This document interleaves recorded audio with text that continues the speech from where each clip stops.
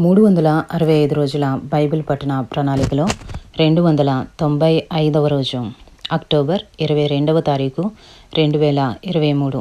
ఈనాటి భాగంలో 3 అధ్యాయములు పాత నిబంధన గ్రంథము నుండి 2 అధ్యాయములు ఇర్మియా 7వ అధ్యాయము 8వ అధ్యాయము మరియు రెండవసారి క్రొత్త నిబంధన పట్టణంలోని మార్కు సువార్త 5వ అధ్యాయము. ఈనాటి భాగంలోని 3 అధ్యాయములలో మొదటి అధ్యాయము ఇర్మియా 7వ అధ్యాయంలో ఉన్న 34 వచనములు. యెహోవా యొద్ద నుండి ఇర్మియాకు ప్రత్యక్షమైన వాక్కు. నీవు యెహోవా మందిర ద్వారమున నిలువబడి ఈ మాట అచ్చటనే ప్రకటింపుము. యెహోవాకు నమస్కారము చేయుటకై ఈ ద్వారములలో పడి ప్రవేశించు యూదావార్లారా, యెహోవా మాట వినుడి. సైన్యములకు అధిపతియు ఇశ్రాయేలు యొక్క దేవుడు నగు యెహోవా ఇలాగు సెలవిచ్చుచున్నాడు. నేను ఈ స్థలమున మిమ్మును నివసింపజేయునట్లు మీ మార్గములను మీ క్రియలను దిద్దుకొనుడి. ఈ స్థలము యెహోవా ఆలయము, ఈ స్థలము యెహోవా ఆలయము, ఈ స్థలము యెహోవా ఆలయము అని మీరు చెప్పుకొనుచున్నారే. ఈ మోసకరమైన మాటలు ఆధారము చేసుకొనకుడి. అలాగనక మీ మార్గములను మీ క్రియలను మీరు యథార్థముగా చక్కపరుచుకొని ప్రతివాడు తన పొరుగువని ఎడల తప్పక న్యాయము జరిగించి పరదేశులను తండ్రి లేని వారిని విధవరాండ్రను బాధింపకయు ఈ చోట నిర్దోషి రక్తము చిందింపకయు మీకు కీడు కలుగజేయు అన్య దేవతలను అనుసరింపకయు ఉండిన ఎడల ఈ స్థలమున తమకు నిత్యముగా ఉండుటకై పూర్వకాలమున నేను మీ పితరులకిచ్చిన దేశమున మిమ్మను కాపురముంచుదును. ఇదిగో అబద్ధపు మాటలను మీరు నమ్ముకొనుచున్నారు, అవి మీకు నిష్ప్రయోజనములు. ఇదేమి మీరు జార చోర క్రియలను నరహత్యను చేయుచు అబద్ధ సాక్ష్యము పలుకుచు బయలునకు ధూపము వేయుచు మీరెరుగని దేవతలను అనుసరించుచున్నారే. అయినను నా నామము పెట్టబడిన ఈ మందిరంలోనికి వచ్చి నా సన్నిధిని నిలుచుచు విడుదల నొందియున్నామని మీరు చెప్పుదురు. ఈ హేయక్రియలన్నీ జరిగించుటకేనా మీరు విడుదల నొందితిరి? నావని చాటబడిన ఈ మందిరము మీ దృష్టికి దొంగల గుహ అయినదా? ఆలోచించుడి. నేనే ఈ సంగతి కనుగొనుచున్నాను. ఇదే యెహోవా వాక్కు. పూర్వమున నేను నా నామము నిలిపిన షిలోహునందున్న నా స్థలమునకు పోయి విచారణ చేయుడి. ఇశ్రాయేలీలైన నా జనుల దుష్టత్వమును బట్టి నేను దానికి చేసిన కార్యము చూడుడి. ఇదే యెహోవా వాక్కు. నేను మీతో మాటలాడినను, పెందలకడ లేచి మీతో మాటలాడినను, మీరు వినకయు మిమ్మను పిలిచినను మీరు ఉత్తరమియ్యకయు ఉండిన వారే ఈ క్రియలన్నిటినీ చేసితిరి గనుక నేను షిలోహునకు చేసినట్లు మీకు ఆశ్రయమై నా నామము పెట్టబడిన ఈ మందిరమునకును మీకును మీ తండ్రులకును నేనిచ్చిన స్థలమునకును నేను అలాగే చేయుదును. ఎఫ్రాయిము సంతానమగు మీ సహోదరులనందరినీ నేను వెళ్ళగొట్టినట్లు మిమ్మును నా సన్నిధి నుండి వెళ్ళగొట్టుదును. కాబట్టి నీవు ఈ జనము కొరకు ప్రార్థన చేయకుము, వారి కొరకు మొర్రనైనను ప్రార్థననైనను చేయకుము. నన్ను బతిమాల కొనకుము, నేను నీ మాట వినను. యూదా పట్టణములోను యెరూషలేము వీధులలోనూ వారు చేయుచున్న క్రియలను నీవు చూచుచున్నావు కదా. నాకు కోపము పుట్టించున్నట్లు ఆకాశరాణి దేవతకు పిండి వంటలు చేయవలెననియు అన్య దేవతలకు పానార్పణములు పోయవలెననియు పిల్లలు కట్టెలు ఏరుచున్నారు, తండ్రులు అగ్ని రాజబెట్టుచున్నారు, స్త్రీలు పిండి పిసుకుచున్నారు. నాకే కోపం పుట్టించినంతగా వారు దాన్ని చేయుచున్నారా? తమకే అవమానము కలుగునంతగా చేయుచున్నారు కదా. ఇదే యెహోవా వాక్కు. అందువలన ప్రభువగు యెహోవా ఇలాగు సెలవిచ్చుచున్నాడు. ఈ స్థలము మీదను నరుల మీదను జంతువుల మీదను పొలముల చెట్ల మీదను భూమి పంట మీదను నా కోపమును నా ఉగ్రతను కుమ్మరించెదను. ఆర్ప సఖ్యము కాకుండా అది మండును. సైన్యములకు అధిపతియు ఇశ్రాయేలు దేవుడునగు యెహోవా ఇలాగు సెలవిచ్చుచున్నాడు. మీ దహన బలులను మీ బలులను కలిపి మాంసము భక్షించుడి. నేను ఐగుప్తు దేశములో నుండి మీ పితరులను రప్పించిన దినమున దహన బలులను గూర్చి గాని బలులను గూర్చి గాని నేను వారితో చెప్పలేదు. అట్టి వాటిని గూర్చి నేను ఏ ఆజ్ఞయు ఇయ్యలేదు. ఈ ఆజ్ఞను మాత్రమే నేను వానికిచ్చితిని. ఏదనగా నా మాటలు మీరు అంగీకరించిన ఎడల నేను మీకు దేవుడనై ఉందును, మీరు నాకు జనులై ఉందరు. మీకు క్షేమము కలుగునట్లు నేను మీకు ఆజ్ఞాపించుచున్న మార్గమంతటి యందు మీరు నడుచుకునుడి. అయితే వారు వెనుకపోయిరి, చెవియొగ్గకుండిరి, ముందుకు సాగక వెనుక దీయుచు తమ ఆలోచనలను బట్టి తమ దుష్ట హృదయ కాఠిన్యమును అనుసరించి నడుచుచూ వచ్చిరి. మీ పితరులు ఐగుప్తు దేశములో నుండి బయలుదేరి వచ్చిన దినము మొదలుకొని నేటి వరకు మీరు వెనుక దీయుచూ వచ్చిన వారే. నేను అనుదినము పెందలకడ లేచి ప్రవక్తలైన నా సేవకులనందరినీ మీ యొద్దకు పంపుచూ వచ్చితిని. వారు నా మాట వినకయున్నారు, చెవి యొగ్గకయున్నారు. తమ మెడను వంచక మనస్సును కఠినపరుచుకొనుచున్నారు. వారు తమ పితరుల కంటే మరీ దుష్టులైరి. నీవు ఈ మాటలన్నీయు వారితో చెప్పినను వారు నీ మాటలు అంగీకరింపరు. నీవు వారిని పిలిచినను వారు నీకుత్తరమియ్యరు. గనుక నీవు వారితో ఇలాగూ చెప్పుము, వీరు తమ దేవుడైన యెహోవా మాట వినని వారు, శిక్షకు లోబడనొల్లని వారు కాబట్టి నమ్మకము వారిలో నుండి తొలగిపోయి ఉన్నది. అది వారి నోట నుండకుండా కొట్టివేయబడి ఉన్నది. తనకు కోపము తెప్పించు తరము వారిని యెహోవా విసర్జించి వెళ్ళగొట్టుచున్నాడు. సియోను, నీ తల వెంట్రుకలను కత్తిరించుకునుము, వాటిని పారవేయము, చెట్లు లేని మెట్టల మీద ప్రలాప వాక్యమెత్తుము. యెహోవా ఇలాగూ సెలవిచ్చుచున్నాడు, యూదావారు నా దృష్టికి చెడ్డ క్రియలు చేయుచున్నారు. నా నామము పెట్టబడిన మందిరము అపవిత్రపడునట్లు వారు దానిలో హేయ వస్తువులను ఉంచియున్నారు. నేను ఆజ్ఞాపించని క్రియను, నాకు తోచని క్రియను వారు చేసియున్నారు. అగ్నిలో తమ కుమారులను తమ కుమార్తెలను దహించుటకు బెన్హిన్నోము లోయలోనున్న తోఫెతునందు బలిపీఠములను కట్టుకుని ఉన్నారు. కాలము సమీపించుచున్నది, అప్పుడది తోఫెతు అని అయినను బెన్హిన్నోము లోయ అని అయినను అనబడక వధలోయ అనబడును.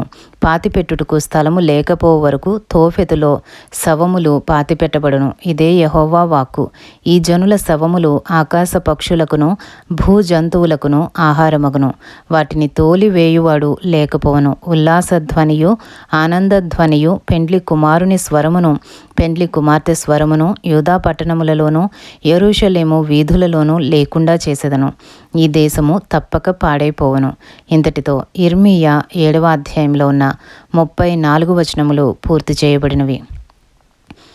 ఈనాటి భాగములోని 3 అధ్యాయములలో 2వ అధ్యాయము ఇర్మీయా 8వ అధ్యాయంలో ఉన్న 22 వచనములు. యెహోవా వాక్కు. ఆ కాలమున శత్రువులు యూదారాజుల ఎముకలను, అధిపతుల ఎముకలను, యాజకుల ఎముకలను, ప్రవక్తల ఎముకలను, యెరూషలేము నివాసుల ఎముకలను సమాధులలో నుండి వెలుపలికి తీసి, వారు ప్రేమించుచు, పూజించుచు, అనుసరించుచు, విచారణ చేయుచు, నమస్కరించుచు వచ్చిన ఆ సూర్య చంద్ర నక్షత్రముల ఎదుట వాటిని పరిచెదరు. అవి కూర్చోబడకయో పాతిపెట్టబడకయో భూమి మీద పెంటవలే పడియుండును. అప్పుడు నిన్ను తోలివేసిన స్థలములన్నిటిలో మిగిలియున్న ఈ చెడ్డ వంశములో శేషించిన వారందరూ జీవమునకు ప్రతిగా మరణమును కోరుదురు. సైన్యములకు అధిపతియగు యెహోవా వాక్కు ఇదే. మరియు యెహోవా ఇలాగూ సెలవిచ్చుచున్నాడు అని వారితో చెప్పుము, మనుషులు పడి తిరిగి లేవకుందురా? తొలగిపోయిన తరువాత మనుషులు తిరిగి రారా? యెరూషలేము ప్రజలు ఏల విశ్వాసఘాతకులై నిత్యము ద్రోహము చేయుచున్నారు. వారు మోసమును ఆశ్రయము చేసుకుని తిరిగి రామని ఏల చెప్పుచున్నారు. నేను చెవియొగ్గి వారి మాటలు వినియున్నాను. పనికి మాలిన మాటలు వారు ఆడుకునుచున్నారు. నేనేమి చేసేదనని చెప్పి తన చెడుతనమును గూర్చి పశ్చాత్తాపపడువాడొకడునూ లేకపోయాను. యుద్ధమునకు చొరబడు గుర్రము వలె ప్రతి వాడును తనకిష్టమైన మార్గమునకు తిరుగుచున్నాడు.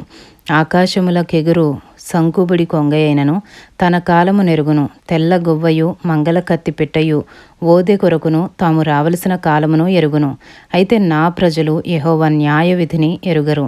మేము జ్ఞానులమనియు యెహోవా ధర్మశాస్త్రము మా యొద్దనున్నదనియు మీరేలా అందరూ? నిజమే గాని శాస్త్రుల కల్లకలము అబద్ధముగా దానికి అపార్థము చేయుచున్నది. జ్ఞానులు అవమానము నొందిన వారైరి. వారు విస్మయముంది చిక్కున పడియున్నారు. వారు యెహోవా వాక్యమును నిరాకరించిన వారు. వారికి ఏ పాటి జ్ఞానము కలదు?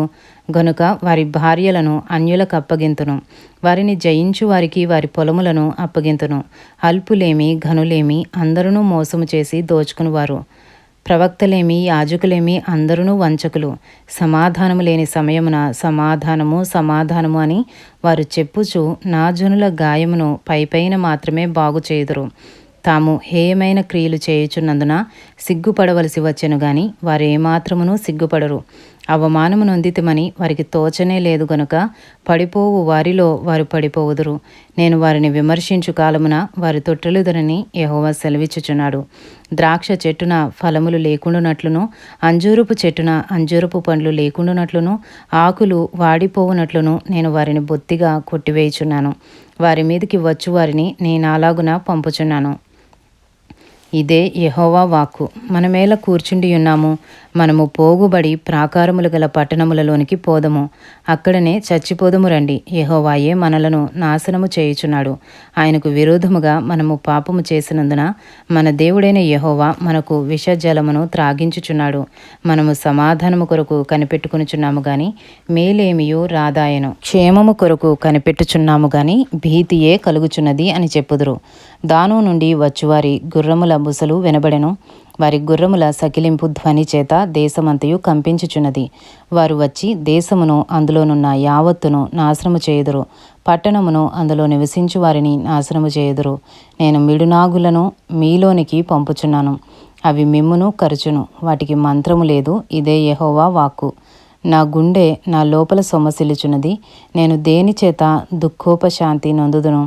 యెహోవా సియోనులో లేకపోయినా, ఆమె రాజు ఆమెలో లేకపోయినా అని బహు దూరదేశము నుండి నా ప్రజల రోదన శబ్దము వినబడుచున్నది. వారి విగ్రహముల చేతను అన్యమైన మాయారూపముల చేతను నాకేల కోపము తెప్పించిరి.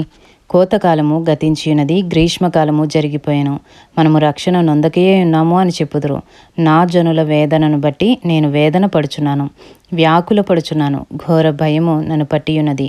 గిలాదులో గుగ్గిలము ఏమీయూ లేదా? అక్కడ ఏ వైద్యుడునూ లేడా? నా జనులకు స్వస్థత ఎందుకు కలుగకపోవచ్చున్నది? ఇంతటితో ఇర్మీయా 8వ అధ్యాయంలో ఉన్న 22 వచనములు పూర్తి చేయబడినవి. ఈనాటి భాగంలోని 3 అధ్యాయములలో 3వ అధ్యాయము క్రొత్త నిబంధన గ్రంథము నుండి మార్కు సువార్త 5వ అధ్యాయంలో ఉన్న 43 వచనములు. వారా సముద్రమునకు అద్దరినున్న గెరాసేనుల దేశమునకు వచ్చిరి. ఆయన దోణి దిగగానే అపవిత్రాత్మ పట్టినవాడొకడు సమాధులలో నుండి వచ్చి ఆయనకెదురుపడెను. వాడు సమాధులలో వాసము చేసడివాడు. సంకెళ్లతోనైనను ఎవడునూ వాని బంధింపలేకపోయెను. పలుమారు వాని కాళ్లకును చేతులకును సంకెళ్ళు వేసి బంధించినను వాడు ఆ చేతి సంకెళ్ళు తెంపి కాలి సంకెళ్లను తుత్తునీలుగా చేసెను గనుక ఎవడునూ వానిని సాధుపరచలేకపోయెను. వాడు ఎల్లప్పుడూ రాత్రింబగళ్ళు సమాధులలోనూ కొండలలోనూ కేకలు వేయిచు తన్ను తాను రాళ్లతో గాయపరుచుకొనుచూ ఉండెను. వాడు దూరము నుండి యేసును చూచి పరిగెత్తుకుని వచ్చి ఆయనకు నమస్కారము చేసి, యేసు, సర్వోన్నతుడైన దేవుని కుమారుడా, నాతో నీకేమి?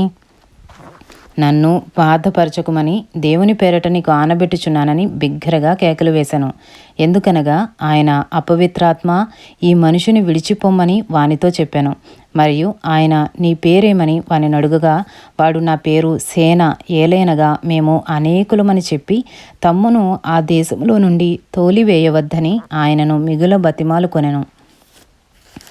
అక్కడ కొండ దగ్గర పందుల పెద్ద మంద మేయుచుండెను గనుక ఆ పందులలో ప్రవేశించినట్లు మమ్మను వాటి యొద్దకు పంపుమని ఆ దయ్యములు ఆయనను బతిమాలుకొనెను.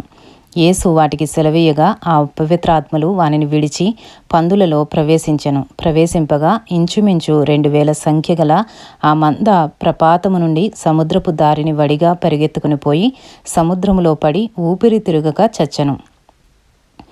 ఆ పందులు మేపుచున్నవారు పారిపోయి పట్టణములోనూ గ్రామములలోనూ ఆ సంగతి తెలియజేసిరి. జనులు జరిగినది చూడవెళ్ళి యేసునొద్దకు వచ్చి, సేన అను దయ్యములు పట్టినవాడు బట్టలు ధరించుకుని స్వస్థచిత్తుడై కూర్చుండియుండుట చూచి భయపడిరి. జరిగినది చూచినవారు దయ్యములు పట్టిన వానికి కలిగిన స్థితియు పందుల సంగతియు ఊరి వారికి తెలియజేయగా తమ ప్రాంతములు విడిచిపోమ్మని వారు ఆయనను బతిమాలు కొనసాగిరి. ఆయన దోణి ఎక్కినప్పుడు దయ్యములు పట్టినవాడు ఆయన యొద్ద తన్నుండనిమ్మని ఆయనను బతిమాలుకొనెను గాని ఆయన వానికి సెలవీయక, నీవు నీ ఇంటి వారి యొద్దకు వెళ్ళి ప్రభువు నీ యందు కనికరపడి నీకు చేసిన కార్యములన్నిటినీ వారికి తెలియజెప్పుమనెను. వాడు వెళ్ళి యేసు తనకు చేసినవన్నీయు దెకపొలిలో ప్రకటింపనారంభింపగా అందరూ ఆశ్చర్యపడిరి. యేసు మరలా దోణి ఎక్కి అద్దరికి వెళ్ళినప్పుడు బహు జనసమూహము ఆయన యొద్దకు కూడి వచ్చెను. ఆయన సముద్ర తీరమున నుండగా సమాజ మందిరపు అధికారులలో యాయీరును ఒకడు వచ్చి ఆయనను చూచి ఆయన పాదముల మీద పడి, నా చిన్న కుమార్తె చావనయున్నది, అది బాగుపడి బ్రతుకున్నట్లు నీవు వచ్చి దాని మీద నీ చేతులుంచవలెనని ఆయనను మిగుల బతిమాలుకొనగా ఆయన అతనితో కూడా వెళ్ళెను. బహు జనసమూహమును ఆయనను వెంబడించి ఆయన మీద పడుచుండిరి. 12 ఏళ్ల నుండి రక్తస్రావ రోగము కలిగిన ఒక స్త్రీ ఉండెను. ఆమె అనేక వైద్యుల చేత ఎన్నో తిప్పలు పడి తనకు కలిగినదంతయు వ్యయము చేసుకుని ఎంత మాత్రమునూ ప్రయోజనము లేక మరింత సంకటపడెను.